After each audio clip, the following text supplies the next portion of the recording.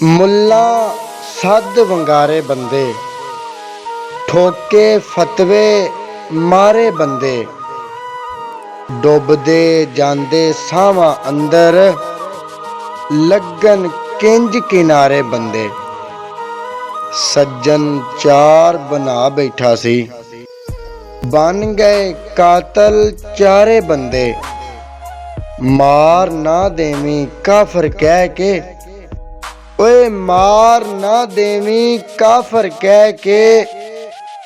ਇੱਕੋ ਰੱਬ ਦੇ ਸਾਰੇ ਬੰਦੇ, ਉਹ ਵੀ ਟੁਰ ਗਏ ਯਾਰ ਨਜ਼ੀਰਾ, ਜਿਨ੍ਹਾਂ ਸਿਰ ਤੋਂ ਵਾਰੇ ਬੰਦੇ।